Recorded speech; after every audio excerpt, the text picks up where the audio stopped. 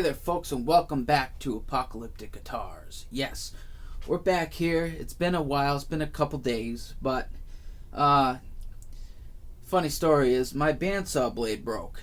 Yes, so I'm getting another one today. We should have it in today. So we're going to continue on with cutting out the fretboard probably tomorrow. So what we're going to do today is we're actually going to route out the final neck profile of the neck. Yes, and I'm going to show you an alternative way to do it. And we're going to do the flat headstock one, which is, you see here, flat headstock. And now, thing is, folks, is that I did start on an angled headstock, or a scarf joint, if you will. And I'm actually going to show you how to do a scarf joint in another video at another time. But yeah, we've done a scarf joint, and we're going to do one of those next too. So it's going to be necks for days. But we're actually going to route out the final profile of the neck. And I'm going to show you a way to do it. If you don't have a template like this, there are ways to do this accurately. And so we're going to get into that right now. So let's go. Alright folks, so the first thing we want to do is a little thing called the super glue and masking tape trick to hold down your piece of work. And all we really do for that is we take masking tape, which is right here. Now, I would only use masking tape for this. I wouldn't use like duct tape or anything like that. It's got to be masking. So basically what we're going to do is just lay it down, not to the edge of your workspace. We don't want it to the edge. We want some room to, whoops, yeah, get on there. We want some room to work with. So about the length of your neck, and then take a super glue bottle and burnish it down. That's all you need to do. You don't need a special tool for this. And then what you do is you put your workpiece about to the edge of your workbench like this, and then what you do is you basically just take the duct tape again, and then you follow your duct tape line. Whoops. There we go. And then follow your duct tape line. This will ensure that you're placing it in the right place. Yeah. So about there. All the way down. There we go. And again, burnish it down.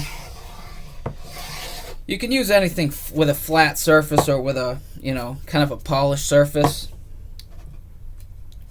And then you just follow where the the masking tape is. So about right there. Now it's going to overhang now your work, because you're going to need that for the router. So basically, now I would put the super glue part on the neck piece, just in case, you miss the duct tape that's on your workbench. It's not going to get glued to your neck itself. So just take it. Now I would advise not putting a lot of super glue. Don't put like tons of super glue on it. You just need a bead of it, because then you'll end up squeezing out, and then you'll end up with not so good of a super glue line. So about right there, and then just push it down. Now you can use super glue accelerators if you would like, which comes in a spray can. You spray one side down and it'll act fast. However, that stuff is very nasty to breathe in, and it's not good, especially if you're in a small workshop in a closed area. You don't want to use that stuff. Trust me. It's not good for you. And what you want to do is, if you feel the need to, you can take a piece of scrap, put it over it, and then clamp two sides down. That way you'll get a nice hold.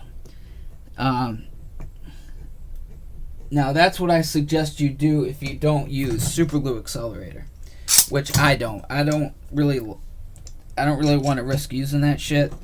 It's just not good. So yeah, just clamp it down, not too tight. You don't want to go tight on the clamps. You just want to hold it down. So and then just wait like a minute. You only need to wait a minute for this stuff to really grab on, and it will grab on. Now, you can use a template. If you have a template, you can use one. But if you don't have a template, you can use a straight, flat piece of scrap that you have laying around. But it does have to be, like I'm telling you, it has to be perfectly flat and straight. There can't be any bumps or weaves in it or bows or anything like that. Now I know that this piece right here, this piece that I have clamped to it, is straight, flat, no bows, nothing. So I'm going to do this assuming that you don't have a template. So we're going to use this piece of wood, this piece of maple right here. We're going to use its edge that's perfectly flat and straight. And this is all you need for a nice straight line for routing. So we're going to wait about a minute here. Pretty much has been a minute. I like to wait just a few more seconds here, just so I know that it is a hot day today. So the hotter the day, the faster things cure, right? It's true oil, any kind of oil. It also depends on humidity. The more humidity, the more time it's going to take to cure. The less humidity, obviously, the less time it's going to take to cure. So we have this pretty much down. It's not that humid today, so this is not going to take that long. And we're also going to do the super glue trick and masking tape trick on this piece as well. So now we can see if we're stuck. This may take a few minutes, folks, depending on your climate. It may take a few minutes to get right. So don't rush it. If you feel as though, oh, I want to get this done, I want to see what it looks like, that's your mistake right there. You don't want to make that mistake. So now this side is flat, right? I got my, this is a, what is this? My mind went to blank. This is a straightness or flatness ruler for fretboards. And that'll tell you. This is perfectly straight, right? I see no lines, no light underneath. So we're just going to use this piece. You can use anything you want, basically. I know this is square. You could use anything you fancy. Like you can even use your fretboard blank if you wanted to, because that'll give you a nice surface to actually go to.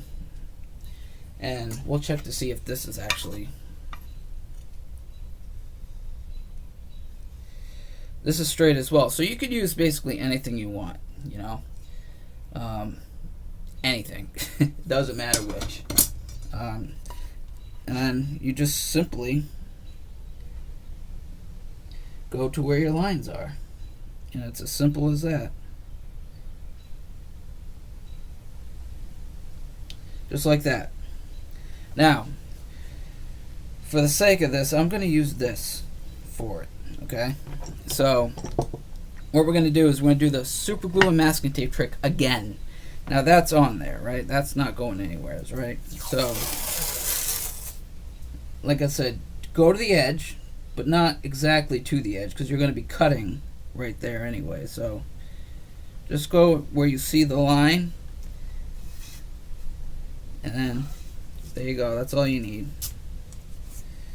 That's all you need for masking tape. It's good to get masking tape in bulk, so that way you never run out. Burnishing it down helps it to sort of seal itself.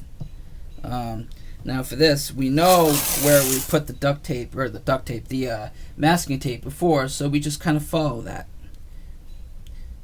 We know it's right at the edge, just like that, and we don't have to worry about it because we know where we were.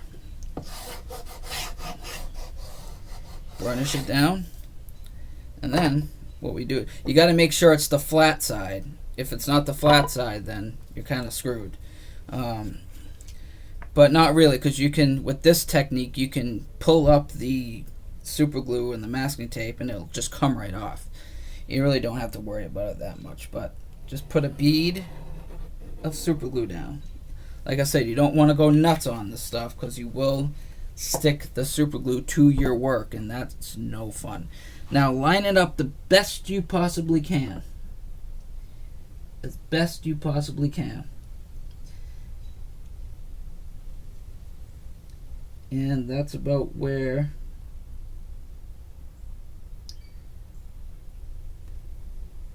that's about where we need to be. So again, push it down.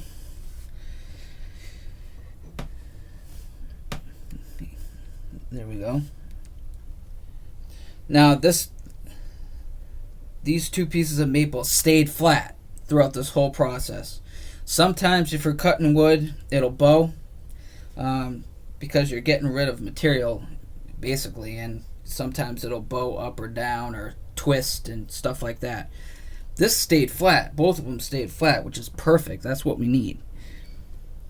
So we just push this down, and in about 30 seconds this should be ready to go. You don't really need the clamps. If you feel that you need to clamp it, then clamp it, but we don't need to do that.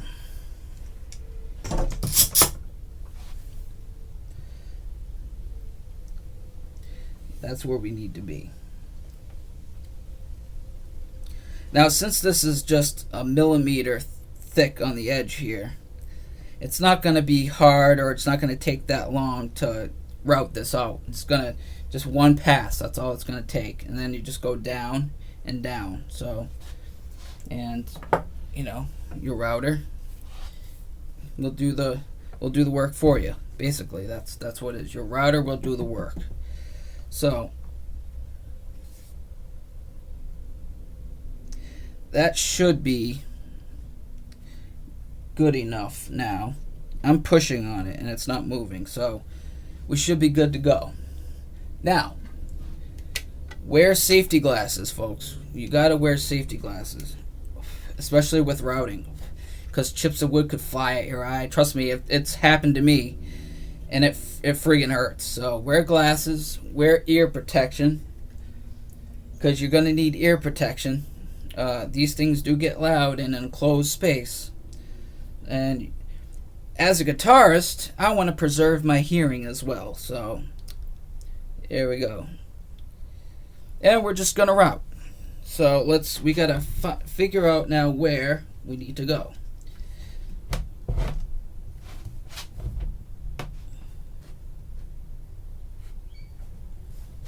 So we want to get rid of that.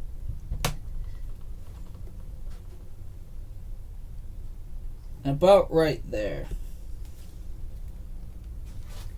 Lock it off. Make sure it's locked off. And then you can start at the middle if you want. Doesn't matter where you start. Just be careful towards the edges where the rounded bits are. You don't want to go to the rounded bits.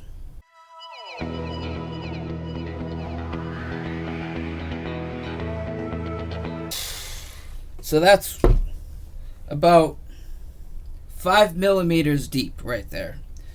So we want to go a little bit lower now. So basically what we can do is we could take this off now, because we have now a line to follow for the bearing cutter, the bearing on the router cutter. So we don't need this anymore until we get to the other side.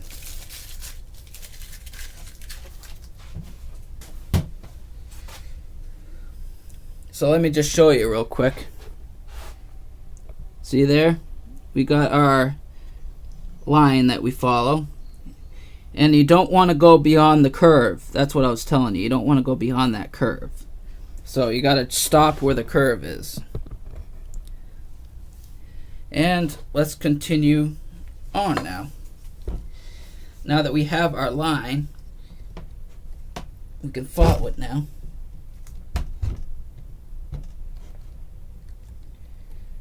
Right there. Make sure to lock it down, because if you don't lock it down, you could risk it moving up and then going into your work, and you don't want that because that'll ruin your work. So here we go. And now what we can do is we can go the final step down on this.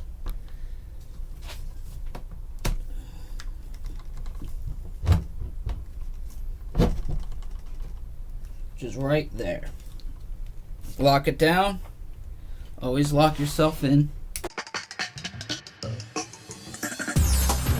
And there we go, folks. We have one side done. We have one side done. That is flat. And now what we can do, see, I avoided the curve. You want to avoid the curve. Now what we can do is use a spindle sander to get in there and make that pretty. But that there is nice. Now what you could do is you could plane this just to be sure if you want to.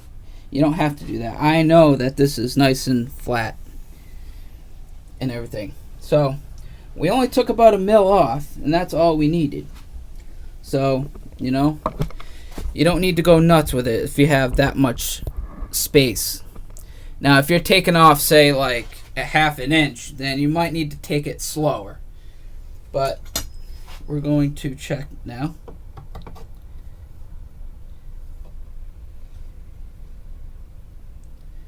And that is flat. All the way around, that's flat. So we got it. So there we have it. And then we can go on the other side now and do the same thing on the other side. Yep, there we go. And then of course we're going to sand this anyway. This is going to be sanded down. So we don't need to be exactly perfect yet, but eventually we are going to have to be perfect in the end. So now we just take it, do the same thing, same trick here. Super glue and masking tape trick.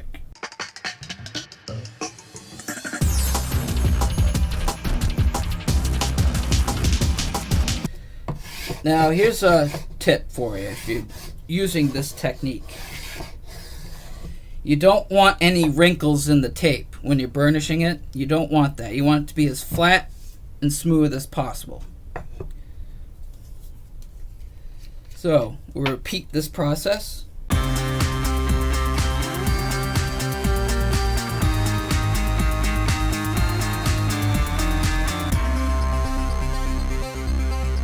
Alright, now I know that this is not going anywhere now, so let us figure this out.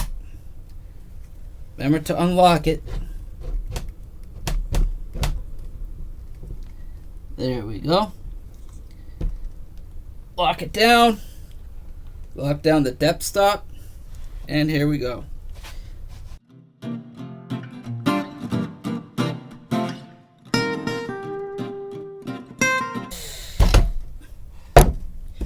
Alright, so we got that down. It is perfect. So now again, we could take this off. We don't need it anymore, because we made our line that we need, or our edge that we need. It's always best practice to take your tape off exactly after you're done. That way it's not left on there and you don't need to worry about it. But yeah, that's perfect. That's what we need. Alright, now to finish the job.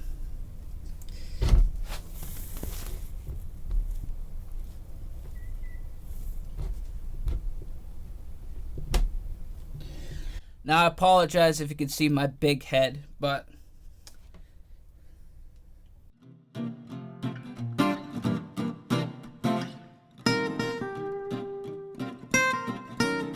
there we go, folks. We have our profile, and let's take off our tape because we don't need that anymore. Now, if you could see here, the router cutter did cut down into the workbench table. Now, this is just made of MDF board, right?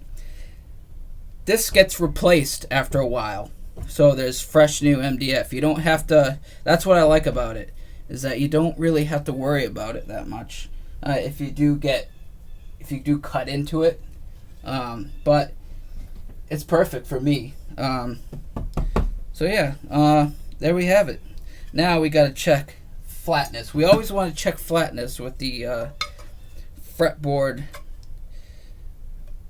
gauge here, the fretboard flatness. I don't know why I'm having such brain farts today. I know what the friggin' thing's called, but yet I can't think of what the friggin' thing's called. That is flat. That is totally flat and perfect. Of course, nothing is perfect. Nothing, especially handmade, nothing's perfect in the handmade world. But we did get it to where we want it. And I'll show you a close-up here. Basically, we have a nice profile of our neck, and that's exactly what we want. Now, for the inside curves, we're going to use the spindle sander to get in there and work that out. But for right now, we just stopped right at the nut line, basically. And then, we have our center line, so we know, our center line is key, folks. Center line is key. And you could even go back and measure where your halfway point is, so you know that you're centered. But that is pretty nice, folks. That is pretty nice. Now, don't worry about burn marks.